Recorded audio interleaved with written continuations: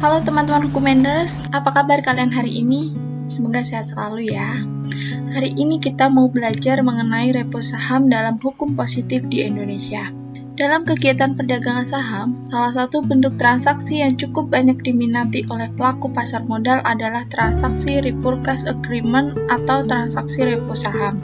Menurut Irham Fahmi, dalam pengantar pasar modal, transaksi repo adalah kontrak jual beli efek sehingga objek jual belinya adalah efek. Menurut J. Satrio, dalam hukum perikatan yang lahir dari perjanjian buku 1, transaksi repo saham pada dasarnya merupakan kontrak. Istilah kontrak dalam praktek cenderung ditafsirkan sebagai perjanjian tertulis yang berlaku untuk jangka waktu tertentu. Nah, di repo saham ini biasanya banyak timbul masalah. Salah satunya seperti penjualan saham sepihak di mana yang belum jatuh masa tempo pelunasan dan dijual sepihak tanpa sepengetahuan pemilik awal atau gagal serah. Transaksi repurchase agreement yang selanjutnya disebut transaksi repo adalah kontrak jual beli efek dengan janji beli atau jual kembali pada waktu dan harga yang telah ditetapkan. Menurut POJK nomor 9/POJK.04/2015 tentang pedoman transaksi repurchase agreement bagi lembaga jasa keuangan. Dalam transaksi repo terdapat beberapa kewajiban POJK nomor 9/POJK.04/2015 tentang pedoman transaksi repurchase agreement bagi lembaga jasa keuangan atau POJK repo. Pasal 3 ayat 1, setiap transaksi repo wajib mengakibatkan perubahan kepemilikan atas efek. Ayat 2, efek yang dipindahkan sebagai substitusi atau pemeliharaan margin dalam transaksi repo wajib mengakibatkan perubahan kepemilikan atas efek tersebut.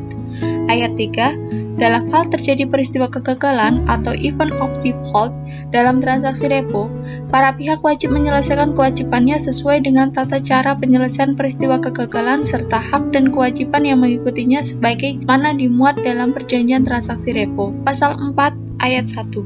Setiap transaksi repo wajib berdasarkan pada perjanjian tertulis. Ayat 2, perjanjian sebagaimana dimaksud dalam ayat 1 paling sedikit wajib memuat ketentuan sebagai berikut. A. Peralihan atas hak kepemilikan efek. B. Kewajiban menyesuaikan nilai efek dengan nilai pasar wajar atau mark to market. D. Pemeliharaan margin termasuk substitusi efek margin. C.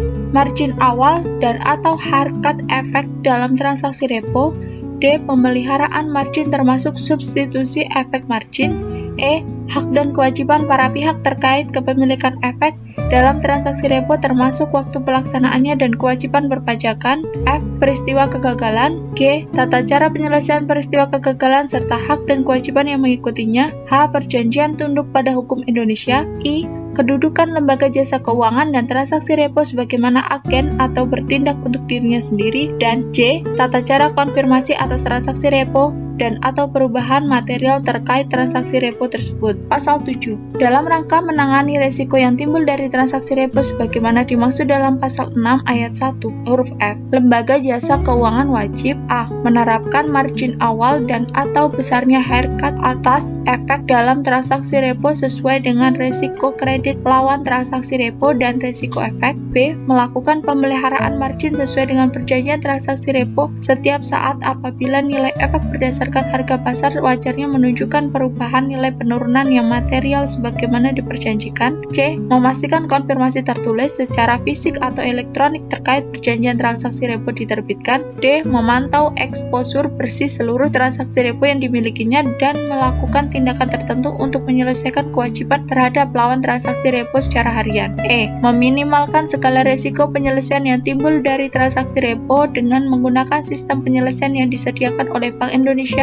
dan atau lembaga penyimpanan dan penyelesaian. F. Memiliki mekanisme yang memungkinkan identifikasi secara cepat kondisi yang mengakibatkan peristiwa kegagalan dan atau mekanisme yang memberikan pemberitahuan kegagalan pemenuhan kewajiban transaksi repo kepada lawan transaksi repo. Pasal 11 ayat 1, dengan tidak mengurangi ketentuan pidana di bidang pasar modal, otoritas jasa keuangan berwenang mengenakan sanksi administrasi setiap pihak lakukan pelanggaran ketentuan peraturan otoritas jasa keuangan ini, termasuk pihak-pihak yang menyebabkan terjadinya pelanggaran tersebut berupa A. Peringatan tertulis, B. Denda yang wajib untuk membayar sejumlah uang tertentu, C. Pembatasan kegiatan usaha, D. Pembekuan kegiatan usaha, E. Pencabutan izin usaha, F. Pembatalan persetujuan, dan G. Pembatalan pendaftaran. Ayat 2. Sanksi sebagaimana dimaksud dalam ayat 1 huruf B, C, D, E, F, atau G dapat dikenakan dengan atau tanpa didahului pengenaan sanksi administratif berupa peringatan tertulis sebagaimana dimaksud dalam ayat 1 huruf A. Pasal 3. Sanksi denda sebagaimana dimaksud ayat 3. Sanksi denda sebagaimana dimaksud dalam ayat 1 huruf B dapat dikenakan secara tersendiri atau bersama-sama dengan pengenaan sanksi sebagaimana dimaksud pada ayat 1 huruf C, D, E, F, atau G. Pasal 12. Selain administrasi sebagaimana dimaksud dalam pasal 11 ayat 1, otoritas jasa keuangan dapat melakukan tindakan tertentu terhadap setiap pihak yang melakukan pelanggaran ketentuan peraturan otoritas jasa keuangan ini.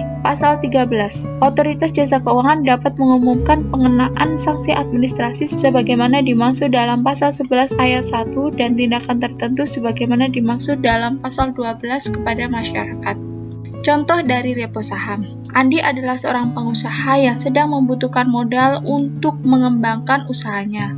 Dengan jaminan 100 lot kode WXYZ dengan harga 100 per lembar saham dengan total jaminan 1 juta lot saham WXYZ, Andi mengajukan peminjaman dana kepada Ari yang merupakan rekan usahanya sebesar 500 juta rupiah. Dalam klausul perjanjian tersebut, menyebutkan bahwa Andi harus melunasi hutangnya selama 1 tahun berikut bunga 2%. Maka selama 1 tahun, segala keuntungan dan kerugian atas saham 100 lot yang dimiliki Andi menjadi tanggung jawab dan hak Ari. Sehingga nanti pada saat Andi sudah melunasi hutangnya, saham tersebut kembali ke Andi dengan jumlah lot yang sama dari yang pertama kali diserahkan kepada Ari. Sekian pembahasan mengenai repo saham dari kami. Kurang dan lebihnya mohon maaf. Silahkan komen dengan kalimat yang positif ya.